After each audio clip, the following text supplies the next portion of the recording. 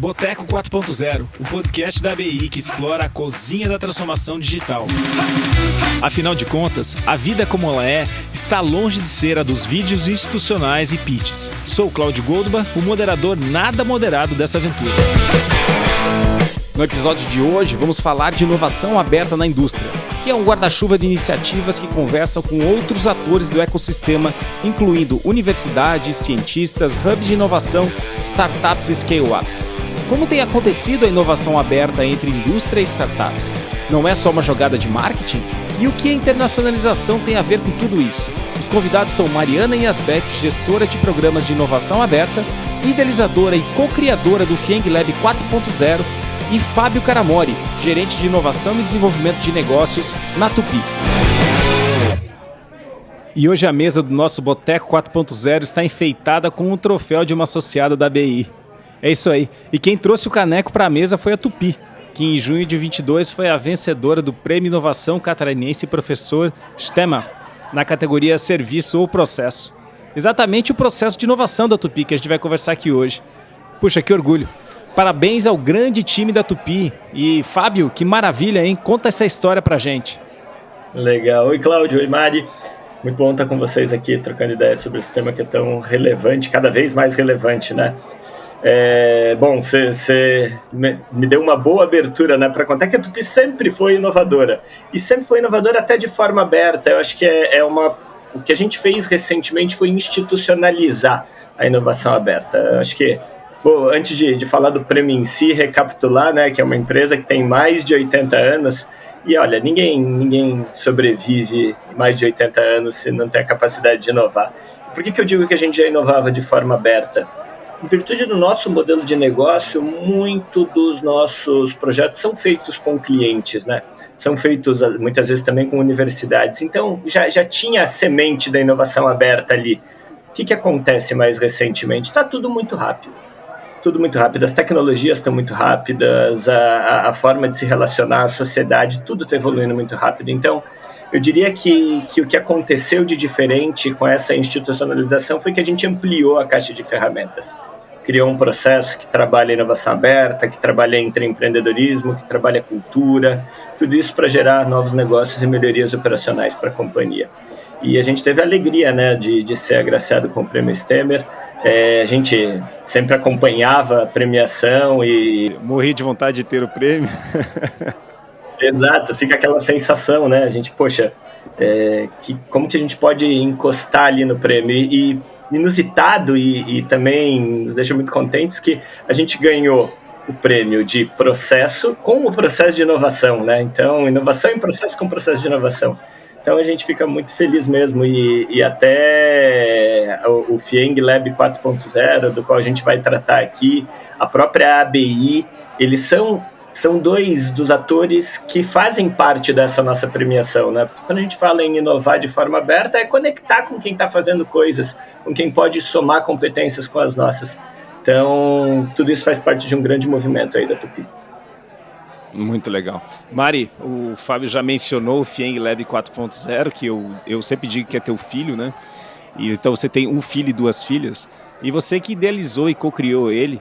E o que é o FIENG Lab 4.0, no meu ponto de vista, ele é um aproximador, né, de indústrias e startups, criando um espaço seguro para essa relação, né? Porque antes você não tinha um espaço seguro para que houvesse esse encontro entre seres tão diferentes. E apesar disso, lá em 2019, né, quando foi feita uma pesquisa sobre a experiência dos empreendedores, o lado do empreendedor, metade deles diziam que a sua experiência com grandes corporações era mediana, desafiadora ou terrível. Então, apesar do esforço que vocês tiveram e da criação desse filho, né, que é o FIENG Lab 4.0, a experiência do empreendedor não era positiva. E eu acredito que se fosse feita essa pesquisa em 2022, não mudou muita coisa. Mari, conta do teu filho e por que ele ainda não conseguiu melhorar muito essa percepção do empreendedor com grandes corporações. Já existia o programa FIENG Lab, muito bem sucedido pela FIENG, mas ele não tinha como foco indústrias e nem Inditex, né, que são as startups voltadas com soluções para a indústria. E lá dentro do laboratório aberto do Senai Minas, a gente começou a observar um fluxo muito grande de startups que buscavam a gente para estruturas de prototipagem, para validação e desenvolvimento de protótipos com soluções para a indústria. E uma das reflexões que nós tínhamos na época, e aí, né, eu, a Priscila, a Gabi Santana, o Newton, que hoje está até na Áustria, a gente ficava assim, uai, mas tem alguma coisa aí que não está funcionando. E a gente começava a perceber na conversa com as indústrias, nós tínhamos muito contato com as indústrias por estarmos dentro do Centro de Inovação e Tecnologia do Senai em Minas Gerais, o CIT, que é uma estrutura que tem laboratórios de inovação, né, os institutos de inovação e os institutos de tecnologia do Senai, que as indústrias traziam para a gente o seguinte, olha, eu me sinto muito vulnerável em abrir espaço para uma prova de conceito de uma startup, porque um erro ou um problema sério que essa prova de conceito possa causar na minha produção pode ser um problema gigantesco para o meu negócio. Ou para o meu negócio, ou para a minha relação com os meus acionistas, ou como justificar isso para o C-Level. E a gente começou a perceber que tinha um desencaixe ali, para além do desencaixe cultural, e que é natural, né, porque nós estamos falando de dois atores muito diferentes do ponto de vista de perspectiva, havia um desencaixe aí também, pensando o que uma startup precisa para trabalhar o desenvolvimento tecnológico dela, e o que uma indústria precisa para se sentir, exatamente como você colocou, mais confiável. Nós começamos a observar alguns benchmarkings internacionais que trabalhavam aceleração de tecnologias, aceleração tech, principalmente no hardware. E começamos a observar que isso já acontecia muito bem em Shenzhen, na China, em alguns lugares nos Estados Unidos, na região da Califórnia, e também na região de Boston. E aí nós observamos e falamos, uai, por que a gente não traz para o Brasil isso? E aí quando eu recebi o convite do presidente da FIENG para assumir o FIENG Lab, e aí a gente voltou ele para ser FIENG Lab 4.0, que era só para a indústria, a gente resolveu combinar duas trilhas, uma trilha de negócios e uma trilha de aceleração tecnológica, e que FIENG Lab não era mais um programa de aceleração, o FIENG Lab 4.0 é exatamente o que você falou, ele era um programa de inovação aberta entre indústria e startup, no qual a aceleração é uma das ferramentas. E por que ela é uma das ferramentas? Porque nosso objetivo era, e ainda é, trabalhar a startup para que ela se fique mais robusta do ponto de vista do negócio, do ponto de vista da tecnologia para esse relacionamento com a indústria.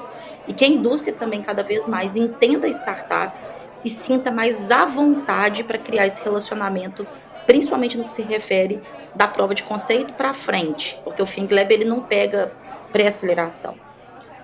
O objetivo dele é já trabalhar startups que já estejam em processo de tração. Enfim, o programa deu super certo, hoje eu não estou mais lá, mas ele está super bem cuidado nas mãos da Gabi, num time sensacional, cada vez mais voando. Ele deu certo como, entendo, o primeiro hub indústria startup no Brasil? Eu digo que sim, inclusive porque o que mais teve foi benchmarking buscando fazer outros FIENG Labs no Brasil, que eu acho maravilhoso. Agora, eu acho que existe aí um desafio que ele está muito no âmbito da subjetividade. Ele não é um desafio simples, porque uma trilha de aceleração não vai resolver ele, que é justamente esse entendimento entre esses dois atores que são tão diferentes, que têm perspectivas diferentes, que são cobrados por questões diferentes. E é muito simples, assim, ter um olhar de julgamento em cima da indústria. Assim, eu entendo a startup completamente, né? Eu fui gestora de um programa de aceleração de startup, entendo, mas eu também entendo a indústria. Então, eu tenho uma situação dentro da indústria que eu tenho acionistas cobrando resultados de curto prazo, sim. Eu não posso só mirar no longo prazo. Eu tenho que mirar no longo prazo, mas ao mesmo tempo eu tenho que ter quick wins, né, constantes. E a minha chance de errar é muito baixa. E por mais que o gestor da inovação dentro daquela indústria ele esteja aberto a errar, as estruturas que vêm após ele não estão. Então, eu acho que que eu gostaria até de soltar uma provocação aqui, que é um sonho que eu acredito, observando como funcionou o FIENG Lab 4.0 em duas jornadas, né, 2 anos rodando inteiramente, eu diria que seria sensacional hoje ter um programa de aceleração para a indústria que queira se relacionar com startup. Eu estou usando a palavra aceleração, se eu for pegar ela estrito senso, ela nem refletiria isso, mas pegando na lógica de aceleração de juntar um grupo, né, e trabalhar conteúdos e experiências e bootcamps que pudessem desenvolver algumas habilidades. E eu acho que seria muito bom para a indústria, e não é para o gestor da inovação, porque o gestor da inovação, como o Fábio, já é uma pessoa absurdamente aberta, que ele está ali para ser esse visionário e estar aberto ao novo. Mas depois que sai do Fábio, depois que sai da gestora de inovação, isso vai para áreas que são áreas que vão ter dificuldade desse relacionamento. Aí nós estamos falando da manufatura, nós estamos falando da área de digital, nós estamos falando de outras estruturas, principalmente as áreas de produção, engenharia e desenvolvimento, que vão se estranhar com o empreendedor. Então, eu acho que seria sensacional fazer isso. Acho que a resposta que você trouxe do questionário, na minha opinião, vem porque ainda não se encontrou uma maneira de azeitar a relação. Não acho que os dois têm que ser iguais, nunca vão ser. Mas existe uma forma aí de criar um facilitador, um azeitador, para que ambos entendam como que cada um está pensando e tentem chegar nas interseções que são interessantes para ambos. Eu acho que essa que é a reflexão que a gente tem que começar a ter a partir de agora. E aí, Fábio, você tem essa camada, né? Essas camadas que Mari falou, que são aquelas que estão menos acostumadas com a questão da inovação, menos acostumadas com a possibilidade de erros inéditos, né? não repetidos. E aí, cara, é verdade isso mesmo? A gente precisa capacitar, acelerar, educar o público interno das corporações? Eu concordo integralmente com o que a Mari trouxe, né? E eu acho que o gestor da inovação ele tem essa responsabilidade também. Porque muitas vezes a gente olha o gestor da inovação como alguém que tem que trazer a inovação. E eu acho que isso é minimizar muito e gera até uma certa zona de conforto. Eu acho que a cobrança do gestor da inovação ele tem que ser por todo o ciclo. É da entrada até a geração de valor.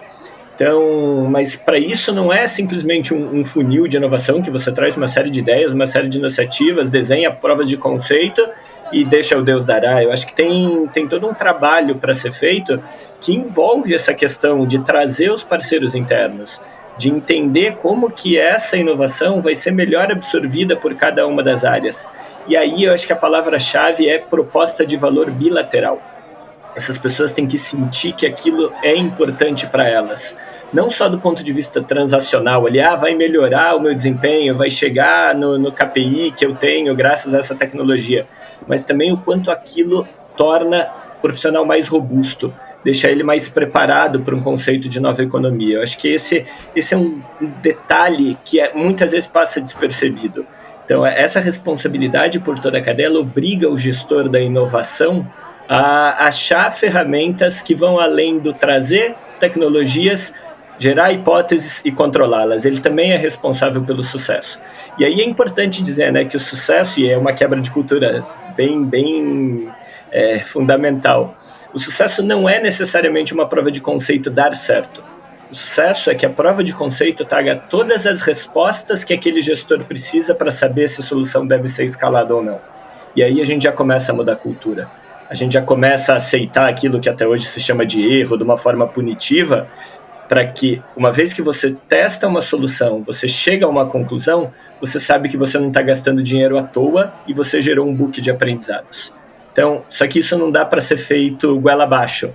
Faz isso, confia aqui na turma da inovação que você vai se dar bem.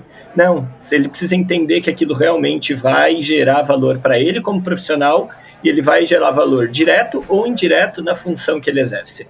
E não é trivial, não é simples, mas começa pela responsabilização do gestor da inovação por toda essa jornada, não só por trazer a inovação. Exatamente e eu acho que você teve uma experiência prática nisso, Fábio, que eu gostaria que você trouxesse os teus insights e também uma conexão com o FIENG Lab 4.0, que foi a primeira rodada do Shift T, né? Ou seja, o que é o Shift T, o que aconteceu e qual foi a conexão que vocês encontraram com o FIENG Lab 4.0, talvez não foi planejado, mas acabou acontecendo. Conta pra gente essa história. De fato, a gente, quando começou o processo de inovação na Tupi, entendia que precisava conectar com as startups. As startups, de todos os atores da nossa inovação aberta histórica, talvez é aquele que a Tupi teve menos contato. E certamente aquele que traria mais novidade, um jeito novo de olhar o mundo, um jeito novo de responder aos problemas. Então a opção foi por criar uma aceleradora de startups, que é a ShiftT que você mencionou. E aqui cabe um parênteses, né? É aceleradora não pelo modelo de negócios, mas sim pela precisão semântica do termo. A Mari abordou isso também. É acelerar de andar mais rápido, e a gente não quer equity da empresa, a gente não trabalha com o modelo de negócios clássico da aceleração. De qualquer forma, a gente coloca uma metodologia, e essa metodologia faz com que a startup ande numa velocidade muito mais rápida ao estar conosco do que ela andaria sozinha. E aí, no nosso primeiro ciclo, a gente percebeu que, majoritariamente, as boas startups tinham passado pelo FIENG Lab 4.0. E essa... não por acaso, né? Agora, ouvindo a Mari contar a história, percebeu-se que é um ator de ecossistema que soube trabalhar esse ecossistema, porque a gente tem um ecossistema de inovação empreendedora, mas para a indústria eu costumo chamar que é um sub-ecossistema, porque ele trabalha em órbitas diferentes. É diferente de você ter um software puro. Quase que invariavelmente você vai precisar de algum elemento de hardware na indústria, e aí o processo de maturação é longo. O próprio perfil da indústria que a gente tem abordado tanto aqui, né, com seu pragmatismo, você demora um pouquinho mais para validar, você tem questões que vão para além da proposta de valor. A gente sabe de exemplos de startups que tiveram que pivotar seu modelo de negócio, não porque a proposta de valor não era bacana, mas porque ela não conseguia acessar capital. E aí vem um outro elemento, né? O acesso ao capital. Hoje você não tem disponível capital para startups específicas da indústria. Até tem, mas não no mesmo volume que você tem para software, e acaba sendo a baliza, acaba sendo o comparativo. Então o papel do FIENG Lab 4.0, e a gente experimentou na prática, tem sido de tornar essas startups mais maduras, mais prontas para trabalhar com a indústria. Então o que vocês ofereceram para a startup, na verdade, não é acesso a capital, mas acesso a mercado, né? Porque uma vez que a Tupi tem uma grande operação em Joinville, adquiriu algumas outras operações, México, Portugal, mais recentemente, Minas Gerais, olha só a coincidência, acabou pegando gente do FIENG Lab, e agora tem uma operação, tem uma planta em Minas Gerais, né? Então, o que a Tupi fez foi oferecer mercado, ou seja, testem aqui porque vocês vão aprender bastante, né? Estou falando para os empreendedores, vão aprender bastante, vão poder desenvolver seu produto e, adivinha, a gente vai pagar nota fiscal, certo, Fábio? É isso. Acho que a gente fala receita e muito mais, né? Porque além da receita, você tem esse acesso ao mercado e você tem um grande parque de diversões. Todas essas plantas que você listou, e os laboratórios e acesso a um corpo de mais de 2.000 engenheiros, é uma coisa muito relevante para o momento que as startups que vêm trabalhar conosco estão. A gente está pegando elas ali naquele clássico momento do Vale da Morte, que é quando você já tem uma solução e você precisa realmente começar a ter cliente, precisa gerar atração. Então a gente está se dispondo a fazer esse papel e, claro, não foi simplesmente criar, né? A gente preparou o nosso corpo de colaboradores, a gente teve quando a gente fala em mentores, né, muitas vezes é disponibilizar horas. Sim disponibilizar horas, mas a gente preparou as pessoas, lideranças, diretores, gerentes, coordenadores da companhia. Foram sextas-feiras a fio, tendo aulas de nova economia, trocando conhecimento sobre tecnologias, e acho que isso deixou o nosso time preparado para conectar com esse ator que é tão diferente. Então, tirou uma série de preconceitos e percebeu que tinha valor vindo, valor chegando. Então, valia a pena também entregar o seu valor. Acho que isso foi preponderante. Legal. E Mari, comparando 22, né, com 18, 19, quando o FIENG Lab 4.0 estava tomando a sua forma, estava começando, a gente vê que hoje tem muito mais indústria falando e fazendo inovação aberta. E aí eu tenho uma provocação para te fazer. A inovação aberta do Brasil está acontecendo, esses movimentos na indústria, tá? Estão acontecendo mais pelo amor ou mais pela dor? Ai, olha, eu acho que um pouco pelos dois. acho que até são, né, não tem como desassociar os dois, não. Eu acho que pelos dois. Eu acho que sim, tem uma dor, porque acho que o nível de... Acho não, né? Fato. A competitividade está muito acelerada, então você tem que dar respostas muito rapidamente para o mercado, seja o seu mercado B2B ou B2C. Mas eu acho que também existe eu acho que as indústrias hoje, elas são muito, muito preocupadas em atração e retenção de talentos. E e em reputação para o mercado. E inovação hoje também é uma questão de reputação. Se você inova, se você se relaciona com o ecossistema, se você está em feiras de inovação, se você está em eventos de startup, você é uma empresa que automaticamente também você é mais sexy para atrair novos talentos.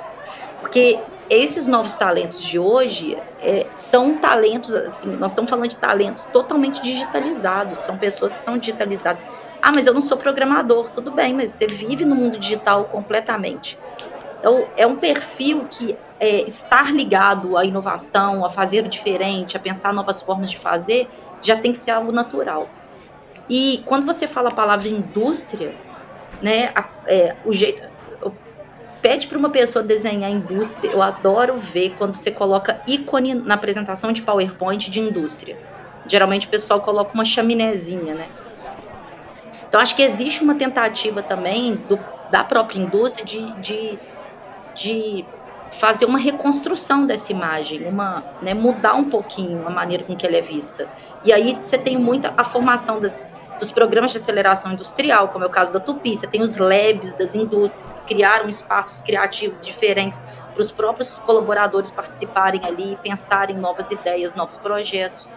Então, assim, eu acho que é um pouquinho dos dois, sabe, Cláudio? Eu acho que sim, tem uma questão de competitividade acelerada, que é necessário novas respostas, novas formas de agir, novos modelos de negócio, mas também eu acho que tem aí uma questão de reputação e de como que eu quero me portar para o mundo. Tá. Fábio, essa é complicada, né? Afinal de contas, você tem um cargo, mas digamos que você estivesse olhando de fora, né? Você diria que é mais pelo amor ou mais pela dor? Eu acho que tem um mix das duas coisas, assim. É que, no fim das contas, né, quando a gente fala em dor, é muito você ser pressionado. E, de fato, ser pressionado, porque a sociedade mudou, a velocidade com que as tecnologias avançam, elas mudaram. Então, de fato, tem muita coisa de dor. Agora, o amor, ele entra e tem que entrar de uma forma legítima. E acho que é aqui que está o grande desafio. Por quê? Quando você faz algo pressionado e simplesmente por fazer, sem se questionar onde isso vai levar, geralmente você vai usar os meios equivocados para fazer. Você vai olhar para alguém que está fazendo supostamente com sucesso e querer copiar, sem fazer um diagnóstico exato daquilo que você precisa. Então, o amor ele tem que ser legítimo. E até para construir essa reputação que a Mari fala, reputação não pode ser algo de curto prazo. Reputação, ela precisa de exemplos, ela precisa ser construída ao longo da história. Então, eu acredito sim que o movimento ele começa como uma resposta à velocidade das tecnologias, da sociedade e um instinto de sobrevivência, porque eu acho que independente do setor e do produto, se você não ficar se reinventando o tempo todo, e a Tupi ao longo de seus 80 anos fez isso e vai continuar fazendo, você morre. Então, se você não se reinventa, você morre. E agora você precisa se reinventar de uma forma que exige muito mais velocidade e outras ferramentas. Mas tem método para fazer isso. Então, é muito importante que no afã de fazer atração e reputação, que as empresas se questionem o que para elas vai fazer sentido e quais os mecanismos que vão entregar isso que faz sentido. Porque senão vira uma ação de meramente relações públicas e isso não se sustenta ao longo do tempo. Innovation washing. Eu tenho visto Total. muito isso, é quase que você não fez a lição de casa, né, Fábio? A empresa não fez a lição de casa. Por que você quer fazer isso? Qual é o grande motivador? Qual é o drive que existe? É só uma questão de ego de alguém que precisa também ter um programa de inovação, visto que o seu concorrente tem? Então eu vejo que existe aqui uma questão e esse ponto ele acaba ficando explícito quando você vê iniciativas que não fazem sentido para aquela companhia, quando entra nessas próximas camadas e não existe nenhuma absorção daquela ideia. Então fica muito claro isso, mas eu acho que com o tempo também a gente está amadurecendo, está aprendendo isso, e o próprio darwinismo, né, que vai acontecer, ou seja, alguns programas de inovação não estão funcionando e não estão atraindo, e eu não sei se vocês já repararam que já tem startups abrindo mão de não querer submeter e falar, cara, obrigado, passa mais tarde, eu já estou cansado disso. Você percebeu isso já, Fábio? Já existiu uma vontade maior de colaboração, que agora já existem startups ou scale-ups que estão abrindo mão, falando, não, obrigado, não quero mais, não caio mais nessa. Eu tenho certeza que isso vai acontecer, talvez esteja começando a acontecer. Hoje tem muita empresa procurando startups para trabalhar e não vai conseguir simplesmente por ser grande ou por ter um poder econômico. Acho que essa é uma falácia que algumas empresas tendem a acreditar, né? Eu sou grande, todo mundo quer trabalhar comigo. E não é uma verdade. Hoje as boas startups escolhem com quem elas vão trabalhar. Então, até me permito, nessa escolha das startups, se eu posso dar uma dica perguntem para a corporação aonde o programa de inovação aberta se encaixa dentro da estratégia. Se a resposta não for clara e consistente, abram o olho, porque a inovação ela tem que ser parte da estratégia de uma companhia e não uma iniciativa isolada. Então, se eu puder dar uma recomendação para os empreendedores que estão nos ouvindo, é essa. E podem nos perguntar, tá? Legal, bacana. Mari, nessa pergunta eu acabei mencionando scale-ups. Eu tenho visto que, em função da robustez que uma empresa precisa ter, de que uma startup precisa ter, uma empresa que está começando, né, que ela precisa ter para atender a indústria, né, uma vez que quando você consegue vencer uma prova de conceito, validar uma prova de conceito, você vai ser requisitado fortemente, ou seja, a demanda existe e ela é grande, vai. O que a gente vê é que muitas empresas não têm essa robustez e acabam falhando nisso, ou seja, acabam decepcionando esse parceiro. E aí as scale-ups, ou seja, aquelas que já têm o product market fit, aquelas que já validaram o seu produto e tal, e estão ganhando essa atração que você acabou de mencionar, parecem ser empresas mais maduras para atender esse mercado corporativo. Eu estou falando aqui de mercado que ele puxa muito, diferentemente de B2C, que você talvez tenha um pouco mais de tempo para se adequar ou coisa assim, mas o corporativo é assim, no momento seguinte já vem uma ordem grande, já vem um pedido de milhares de peças ou de pontos de contato. Mari, as scale-ups seriam as novas queridinhas da inovação aberta industrial, agora que passamos de uma primeira fase? Eu acho que sim. A gente viu isso muito acontecer, né? Acho que dentro do próprio FIENG Lab isso foi uma questão. E, ao mesmo tempo que eu acho que elas têm essa coisa de ser agora, de estarem começando a ser essa queridinha e de serem as que têm capacidade de entrega real, de fato, eu acho que traz uma tensão aí, na minha visão, Cláudio, que é o seguinte, de uma necessidade de ter programas para trabalhar scale-ups. Então, assim, se eu for pensar do ponto de vista de política pública, do desenvolvimento das startups no Brasil, um histórico disso, que é muito bacana olhar. As pessoas geralmente esquecem de olhar um pouquinho para trás para entender como que foi essa evolução no Brasil. Mas um marco importantíssimo foi o Startup Brasil. Então, assim, qual que é um grande marco de política pública do desenvolvimento do ecossistema de startup no Brasil? É o Startup Brasil, que foi do Ministério da Ciência e Tecnologia, da Secretaria de Política de Informática, porque ele traz as aceleradoras para o Brasil, ele fomenta as aceleradoras.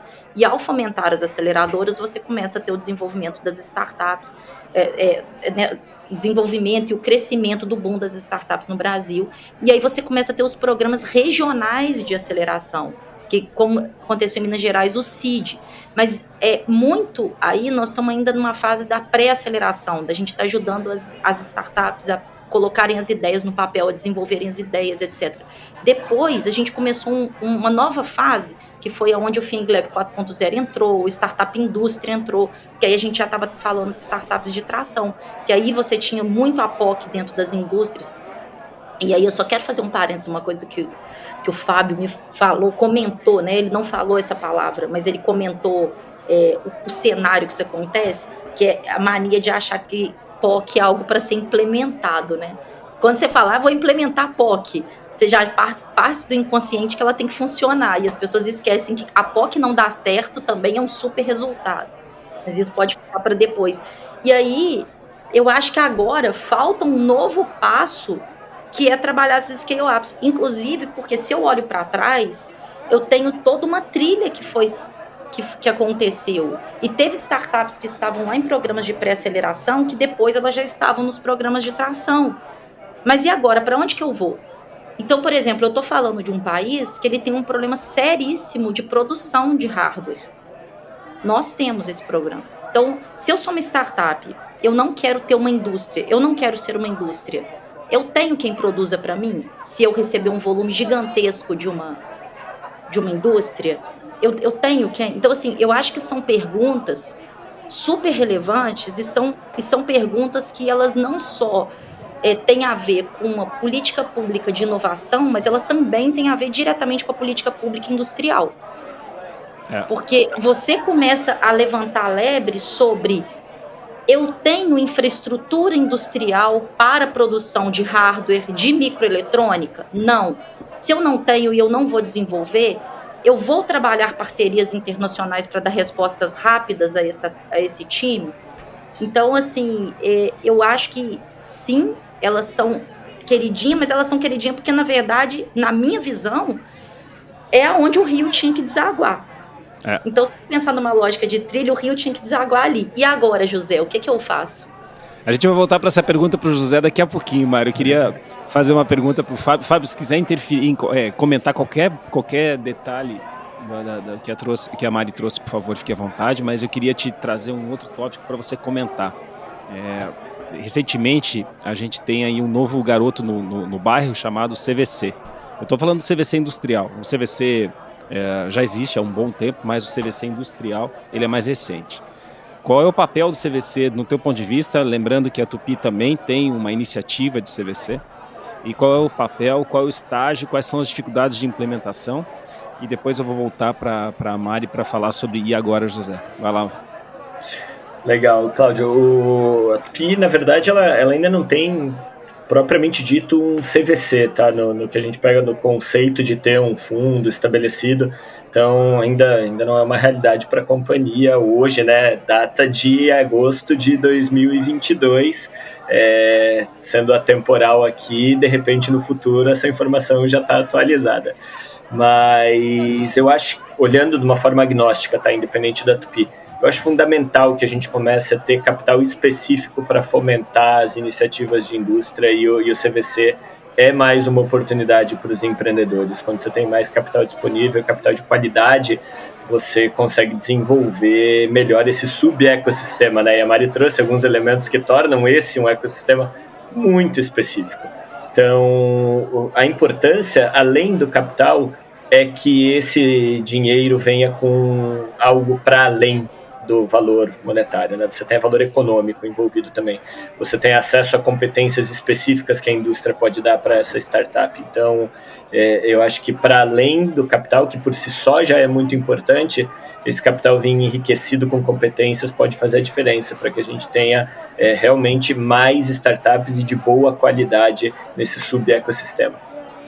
Eu concordo contigo 100%, porque eu acho que o CVC fala de um capital estratégico, não é um capital financeiro, ou seja, vem com muito conhecimento embutido. A minha preocupação está no próximo passo, e aí talvez daqui a 2 anos eu vá me ouvir aqui para ver se eu estava correto ou não em relação a isso, uma vez que talvez o CVC não esteja maduro para ser um acionista vamos lá, que contribua e que não tente direcionar, não tente tomar as rédeas daquela pequena companhia, porque ela é uma diferença entre uma lancha, ou melhor, uma diferença entre um caiaque e um transatlântico. E se o transatlântico começar a influenciar demais na direção do caiaque, isso vai ser um problema, porque o transatlântico só está interessado no caiaque em função da flexibilidade dele, em poder mudar de direção a qualquer momento. né? E o transatlântico não tem essa feature, né? Não tem essa característica de poder mudar de direção a qualquer momento. Então, concordo contigo, acho que capital estratégico... Eu não sou comentarista, mas eu gosto de adaptar. Então, assim, eu acho que o capital estratégico é super legal, e a questão de como vai dosar o peso ali no conselho da startup ou da scale-up é que eu ainda fico muito na dúvida. Mari, e agora, José? Olha só, eu estou nesse momento gravando aqui de Berlim, onde eu estou fazendo uma imersão já faz algum tempo, e eu estou exatamente verificando e experimentando a hipótese de startups brasileiras indie-techs na Alemanha, na Europa, e quiçá dessa plataforma chegar no mundo inteiro. E aí, isso eu fiz totalmente bootstrap, como tudo na vida, e eu tenho aprendido muitas coisas legais aqui. Mas, sem contar o que eu tenho aprendido, eu gostaria que você comentasse sobre qual é a tua visão sobre a internacionalização de techs brasileiras. Lembrando que quando uma empresa submetia ao FIENG Lab 4.0, um dos pré-requisitos, eu estou falando isso porque pouca gente sabe disso, mas um dos pré-requisitos é que um dos empreendedores tivesse inglês fluente. Então, assim, aquela pergunta me deixou bastante curioso sobre...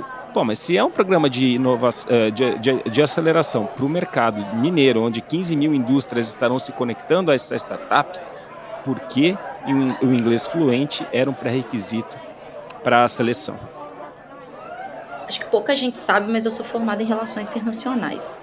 E eu trabalhei durante muitos anos da minha carreira, acho que metade da minha carreira, antes de eu ir para a gestão da inovação, eu trabalhava com com cooperação internacional em ciência, tecnologia e inovação.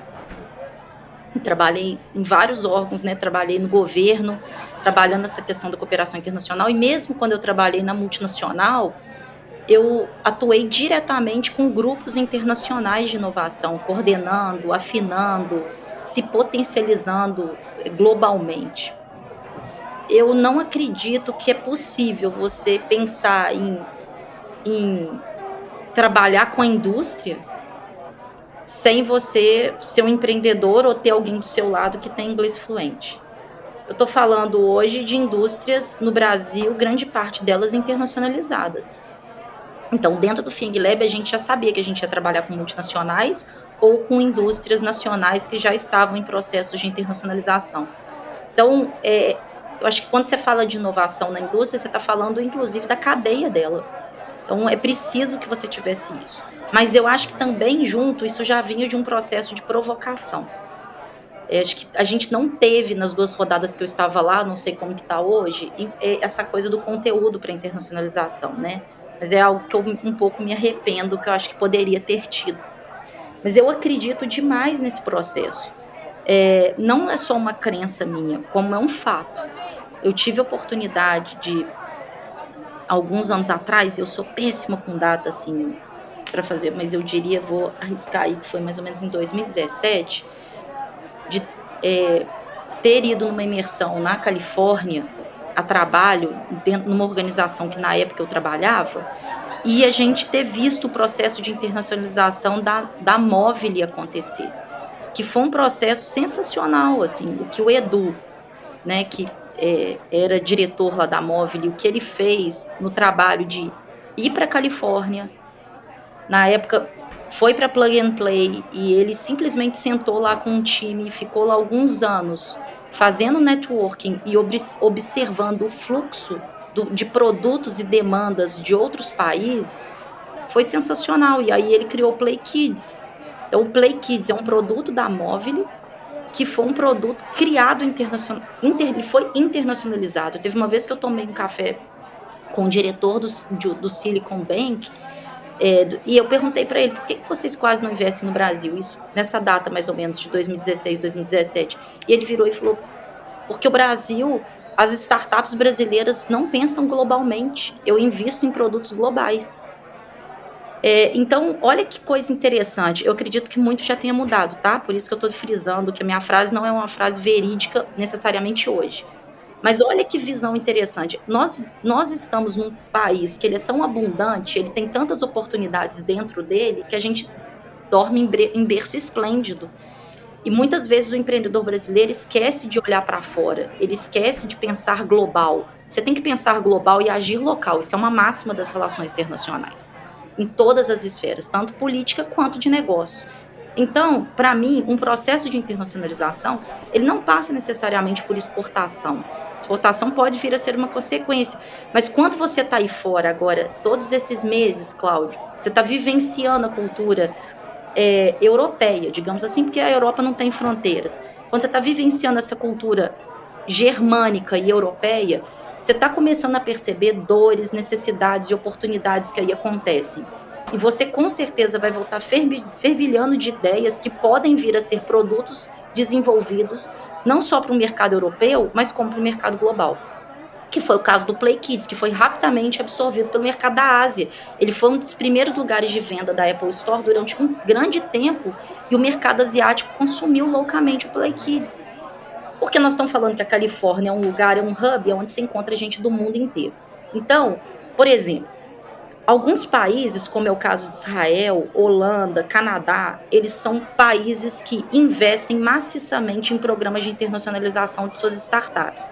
Então, quando você vai em Nova York, por exemplo, você vai na Califórnia, você vai em coworkings ou você vai em meetups, você percebe que você tem grupos de startups daqueles países e esses grupos estão organizados e suportados por aqueles países. Você vai, por exemplo, o WeWork lá em Nova York, você vai ver que tem uma sala lá, acho que se não me engano é da Holanda, com as startups lá.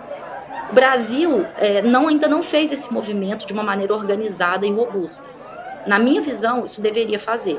E isso muda a perspectiva, não só de produtos que essas startups podem começar a desenvolver para o mercado global, então dando saltos expressivos em inovação global, mas também muda a perspectiva de atração de investimentos para essas startups e, consequentemente, para o Brasil, e muda a perspectiva de qualidade e inovação de produtos que podem ser ofertados também para o mercado interno.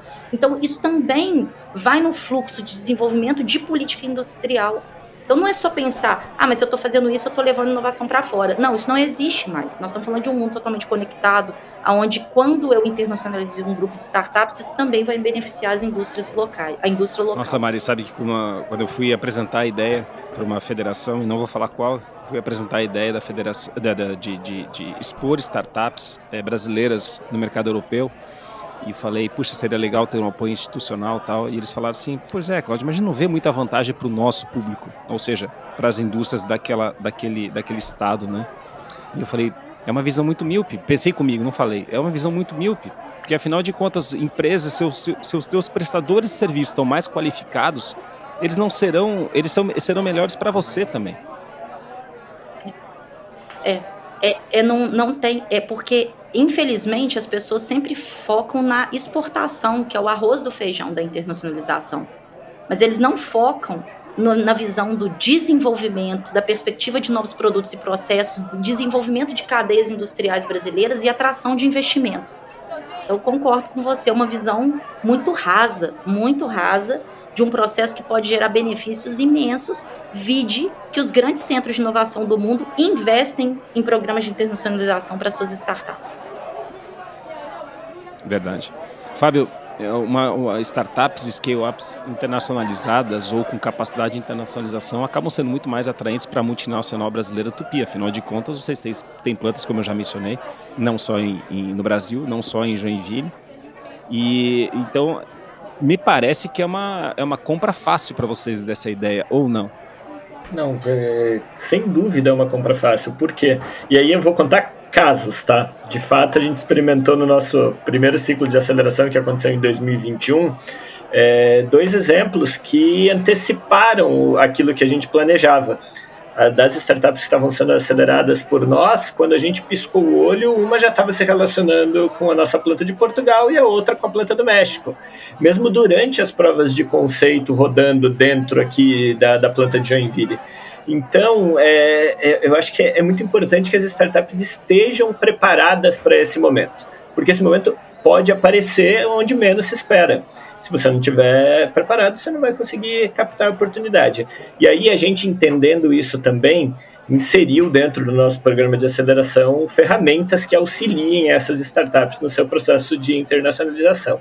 Então, a gente ajuda também eles com toda a questão fiscal, toda a questão que vai ser necessária aprender sobre uma nova cultura, sobre uma nova legislação, porque, naturalmente, a gente, estando planta nesses lugares, a gente conhece.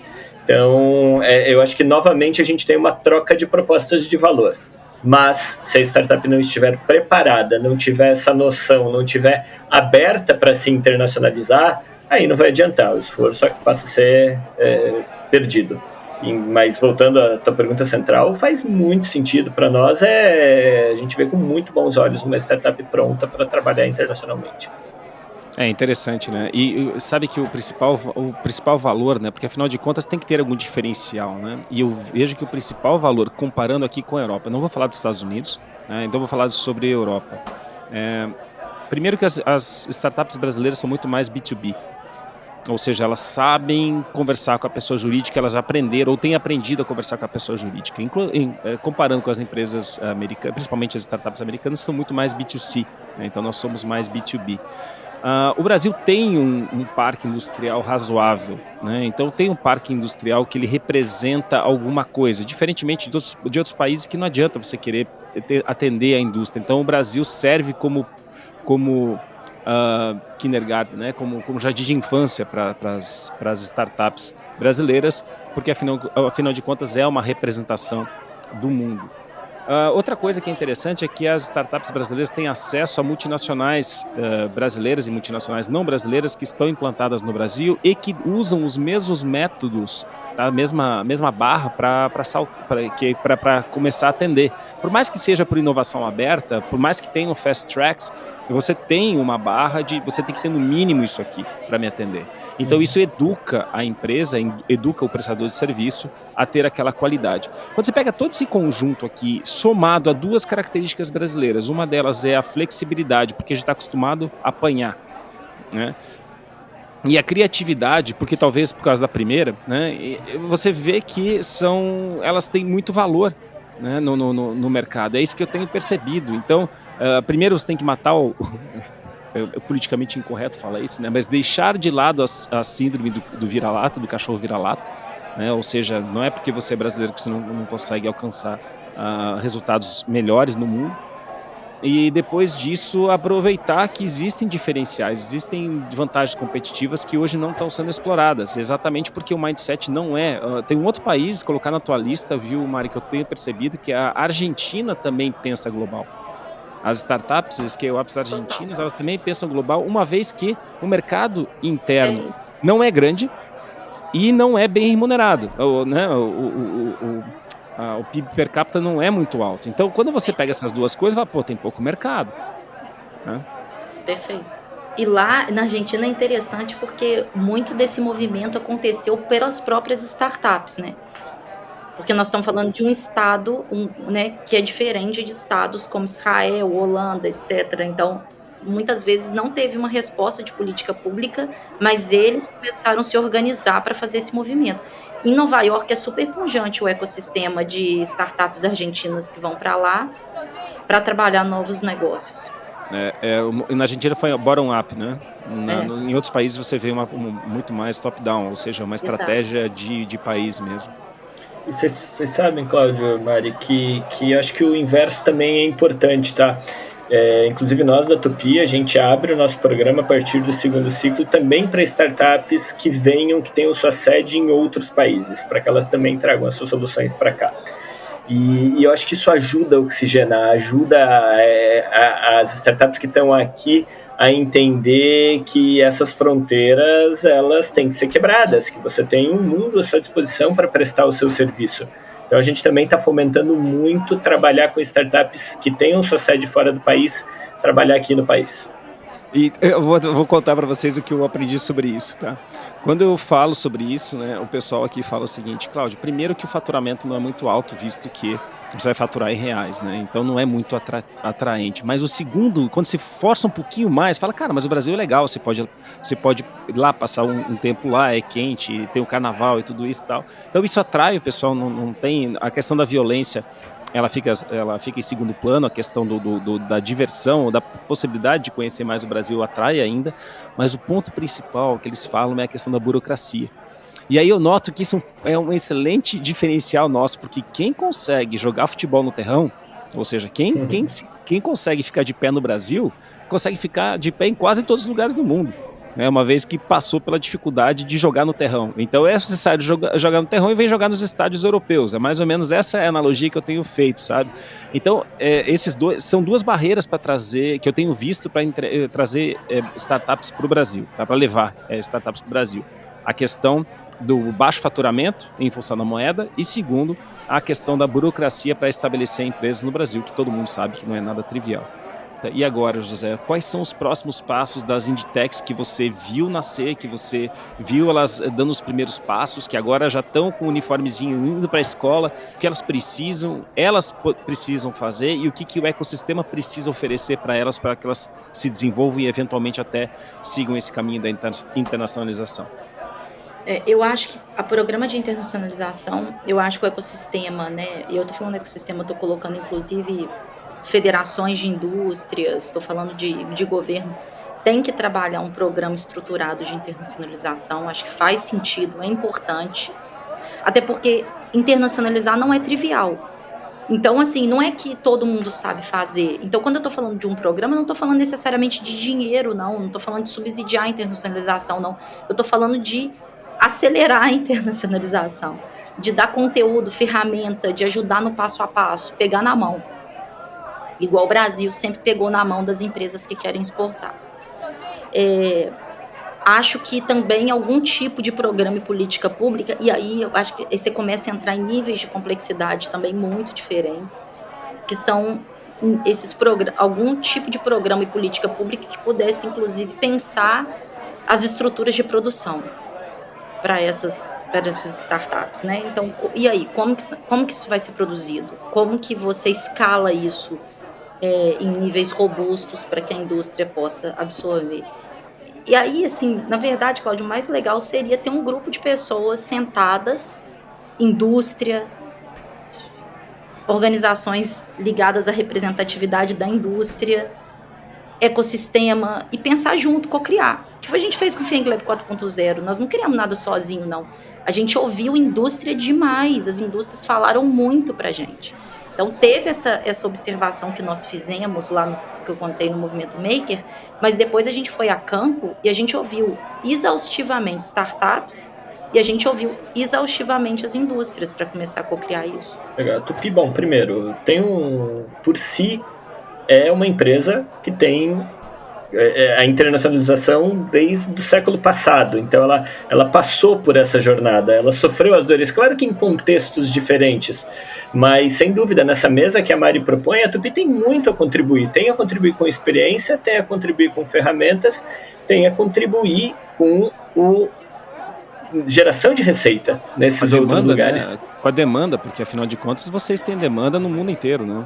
E eu gosto quando a Mari traz ecossistema e ela pontua, ela não exclui ninguém. Isso é muito legal, porque muitas vezes a gente vê a indústria não sendo tratada como um ator do ecossistema. E ora, somos um ator do ecossistema. Parece que o ecossistema é uma junção de elementos e que a indústria é externa. Não, a indústria faz parte do ecossistema. Então, para qualquer pauta, é muito importante que a indústria tenha cadeira e consiga discutir em conjunto. E eu acho que esse é o grande diferencial que o FIENG Lab 4.0 conseguiu aplicar de fato. Verdade. Ô, Fábio, traz aí a tua dica, cara. Quem quer consumir o que o Fábio consome, quem quer se inspirar com o Fábio, o que a gente deve seguir, o que a gente deve consumir? Artigos, podcasts, livros, o que você tem para dar de dica para o nosso ouvinte? Legal, eu separei aqui 3 diferentes tipos de conteúdo. Na verdade, os 3 são livros, mas para estágios diferentes. Eu acredito que quem está começando a trabalhar com a inovação dentro das corporações tem o livro do Pedro, da ACE, da aceleradora, que é a Estratégia da Inovação Radical. Esse livro é muito bacana porque ele traz os conceitos básicos, ele começa a dar profundidade para quem está tocando o tema. vai falar, vai encurtar muitas das lombadas que a turma vai enfrentar pela frente, porque realmente ele aborda de uma forma estruturada a importância da inovação e como qualquer empresa pode ser inovadora.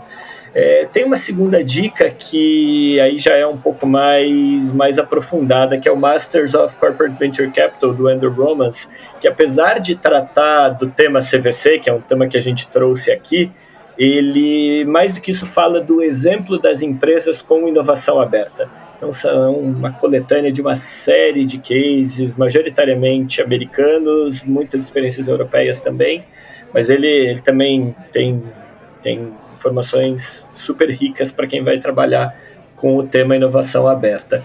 E aí, um pouco mais amplo, né, que eu acho que sempre vale o convite, a reflexão do porquê estamos trabalhando com isso, porquê vale a pena, para além do nosso olerite, trabalhar com a inovação aberta. E aí é o paradoxo da prosperidade, do Clayton Christensen, que ele aborda a inovação para muito além de algo para se manter competitivo, mas a inovação como algo que pode transformar a sociedade, se transformar o mundo. Então, acho que isso são 3 diferentes aplicações, mas de livros muito bacanas. Esse, inclusive, é um dos dos autores que está mais maduro em relação a isso, né? Ele já está duas fases na frente. É muito legal o trabalho dele e a pesquisa que ele faz, e é bastante contemporânea, né? O que está acontecendo, ele já consegue produzir em cima e já consegue jogar para frente. É muito legal o quanto ele já pensa na frente. Enquanto que a gente está mal e mal conseguindo executar, ele já está pensando em duas camadas na frente. Mari, e você, qual é a dica para o nosso ouvinte? Como é que o ouvinte pode se educar e aprender e conseguir capturar mais do conhecimento da Mari? Tá, eu gosto muito do Harry Chesbrough. Ele foi o primeiro autor que trabalhou a questão da inovação aberta. Para além do livro dele, Inovação Aberta, que eu acho que é o Beabá, ele começou a produzir uma série de artigos depois e que fala da evolução desses processos. Então, eu sugiro procurar um pouco sobre ele, ler os artigos também, gosto muito dos artigos. E eu queria também trazer uma sugestão, que foi, na verdade, a gente não teve tempo aqui de desenvolver muito dessa perspectiva, mas eu acho que o Fábio começou a tratar um pouquinho dela, que é sobre pessoas. Então, como que a gente lida, porque tudo isso que a gente falou tem a ver com pessoas, no final das contas. E a questão da inovação aberta, pessoas é um ente super importante, porque nós estamos falando sobre lidar com a diferença, lidar com o outro, colaborar com o outro e colaborar com alguém que muitas vezes não pensa igual a você, que não tem a mesma cultura sua.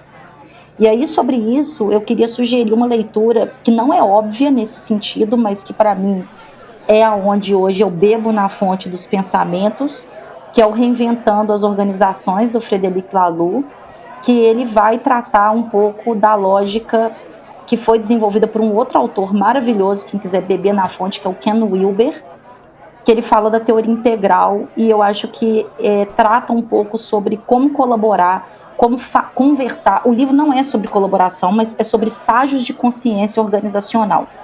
Então, como que eu me estruturo organizacionalmente, como que eu lido com a liderança, como que a liderança lida com os liderados. E eu acho que isso, no final das contas, tem tudo a ver com inovação. Porque não é só sobre fora, mas é como que eu lido com a diferença também dentro da minha própria casa. Então, fica a dica para um próximo boteco sobre isso, Cláudio. Tá aí, dica aceita. Até porque na BI nós temos o grupo de trabalho Pessoas, né? Obrigado, Fábio, obrigado, Mari, e nos vemos no próximo episódio do Boteco 4.0. Você acompanhou o Boteco 4.0, uma produção da ABI e da Ocotea Filmes. Fique de olho nas nossas redes sociais e não perca nenhum episódio dessa aventura.